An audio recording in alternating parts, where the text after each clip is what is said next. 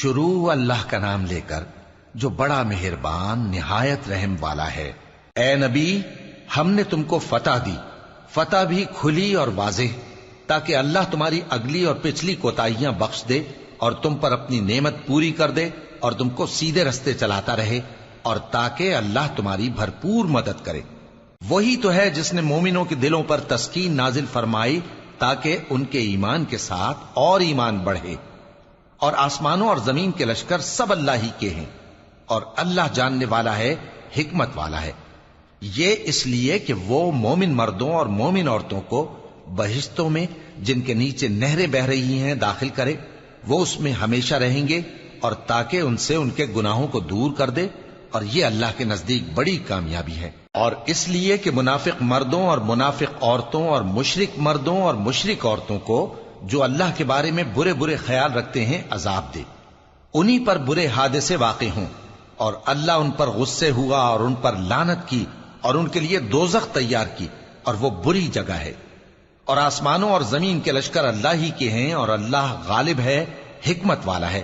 اے نبی، ہم نے تم کو احوال بتانے والا اور خوشخبری سنانے والا اور خبردار کرنے والا بنا کر بھیجا ہے، تاکہ مسلمانوں تم لوگ اللہ پر اور اس کے پیغمبر پر ایمان رکھو اور اس کی مدد کرو اور اس کی تعظیم کرو، اور صبح و شام اس کی تسبیح کرتے رہو۔ اے نبی، جو لوگ تم سے بیعت کرتے ہیں وہ در حقیقت اللہ سے بیعت کرتے ہیں، اللہ کا ہاتھ ان کے ہاتھوں پر ہے۔ پھر جو شخص عہد کو توڑے تو عہد توڑنے کا نقصان اسی کو ہے، اور جو اس بات کو جس کا اس نے اللہ سے عہد کیا ہے پورا کرے تو وہ اسے عنقریب اجر عظیم دے گا۔ اے نبی، جو گنوار پیچھے رہ گئے وہ تم سے کہیں گے کہ ہم کو ہمارے مال اور اہل و عیال نے روک رکھا تھا، سو آپ ہمارے لیے اللہ سے بخشش مانگیں۔ یہ لوگ اپنی زبان سے وہ بات کہتے ہیں جو ان کے دل میں نہیں ہے۔ کہہ دو کہ اگر اللہ تم لوگوں کو نقصان پہنچانا چاہے یا تمہیں فائدہ پہنچانے کا ارادہ فرمائے تو کون ہے جو اس کے سامنے تمہارے لیے کسی بات کا کچھ اختیار رکھے؟ کوئی نہیں، بلکہ جو کچھ تم کرتے ہو اللہ اس سے واقف ہے۔ بات یہ ہے کہ تم لوگ یہ سمجھ بیٹھے تھے کہ پیغمبر اور مومن اپنے اہل و عیال میں کبھی لوٹ کر آنے ہی کے نہیں، اور یہی بات تمہارے دلوں کو اچھی معلوم ہوئی اور اسی وجہ سے تم نے برے برے خیال کیے، اور آخر کار تم ہلاکت میں پڑ گئے۔ اور جو شخص اللہ پر اور اس کے پیغمبر پر ایمان نہ لائے تو ہم نے ایسے کافروں کے لیے آگ تیار کر رکھی ہے، اور آسمانوں اور زمین کی حکومت اللہ ہی کی ہے، وہ جسے چاہے بخشے اور جسے چاہے سزا دے، اور اللہ بخشنے والا ہے، مہربان ہے۔ جب تم لوگ مال غنیمت لینے چلو گے تو جو لوگ پیچھے رہ گئے تھے وہ کہیں گے ہمیں بھی اجازت دیجئے کہ آپ کے ساتھ چلیں۔ یہ چاہتے ہیں کہ اللہ کے قول کو بدل دیں۔ کہہ دو کہ تم ہرگز ہمارے ساتھ نہیں چل سکتے، اسی طرح اللہ نے پہلے سے فرما دیا ہے۔ پھر کہیں گے نہیں، تم تو ہم سے حسد کرتے ہو۔ بات یہ ہے کہ یہ لوگ سمجھتے ہی نہیں مگر بہت کم۔ اے نبی، جو گنوار پیچھے رہ گئے تھے ان سے کہہ دو کہ تم جلد ایک سخت جنگجو قوم کے ساتھ جنگ کے لیے بلائے جاؤ گے، ان سے تم یا تو جنگ کرتے رہو گے یا وہ ہار مان لیں گے۔ اگر تم حکم مانو گے تو اللہ تم کو اچھا بدلہ دے گا، اور اگر منہ پھیر لو گے جیسے پہلی دفعہ پھیرا تھا تو وہ تم کو بڑی تکلیف کی سزا دے گا۔ نہ تو اندھے پر سختی ہے سفر جنگ سے پیچھے رہ جانے میں، اور نہ لنگڑے پر اور نہ بیمار پر سختی ہے۔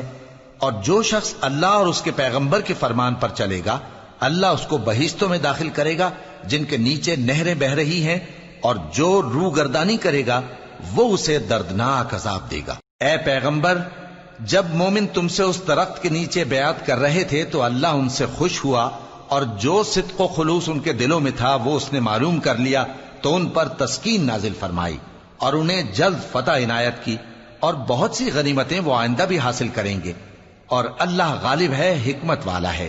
اللہ نے تم سے بہت سی غنیمتوں کا وعدہ فرمایا ہے کہ تم ان کو حاصل کرو گے، پھر اس نے یہ غنیمت تمہیں جلدی سے دلوا دی اور لوگوں کے ہاتھ تم سے روک دیے۔ غرض یہ تھی کہ یہ مومنوں کے لیے اللہ کی قدرت کا نمونہ بن جائے اور وہ تم کو سیدھے رستے پر چلائے، اور کچھ اور غنیمتیں دے گا جن پر تم قدرت نہیں رکھتے، اور وہ اللہ ہی کی قدرت میں ہیں، اور اللہ ہر چیز پر قادر ہے۔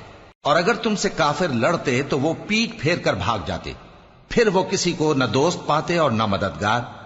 یہی اللہ کی عادت ہے جو پہلے سے چلی آتی ہے، اور تم اللہ کی عادت میں کبھی تبدیلی نہ پاؤ گے۔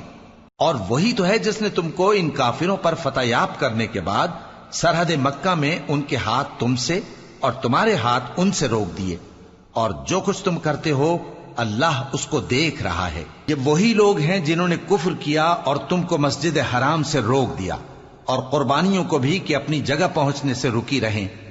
اور اگر ایسے مسلمان مرد اور مسلمان عورتیں نہ ہوتی جن کو تم جانتے نہ تھے کہ اگر تم ان کو پامال کر دیتے تو تم کو ان کی طرف سے بے خبری میں نقصان پہنچ جاتا، تو بھی تمہارے ہاتھ فتح رہتی، مگر تاخیر اس لیے ہوئی کہ اللہ اپنی رحمت میں جس کو چاہے داخل کر لے۔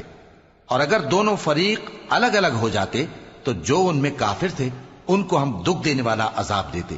جب کافروں نے اپنے دلوں میں ضد کی، اور ضد بھی جاہلیت کی، تو اللہ نے اپنے پیغمبر اور مومنوں پر اپنی طرف سے تسکین نازل فرمائی اور ان کو پرہیزگاری کی بات پر قائم رکھا، اور وہ اسی کے مستحق اور اہل تھے، اور اللہ ہر چیز سے خبردار ہے۔ بے شک اللہ نے اپنے پیغمبر کو سچا اور صحیح خواب دکھایا تھا کہ تم انشاءاللہ مسجد حرام میں اپنے سر منڈوا کر یا اپنے بال ترشوا کر امن و امان سے داخل ہوگے اور کسی طرح کا خوف نہ کرو گے۔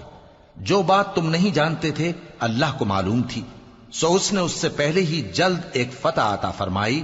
وہی تو ہے جس نے اپنے پیغمبر کو ہدایت کی کتاب اور دین حق دے کر بھیجا تاکہ اس کو تمام دینوں پر غالب کرے، اور حق ثابت کرنے کے لیے اللہ ہی کافی ہے۔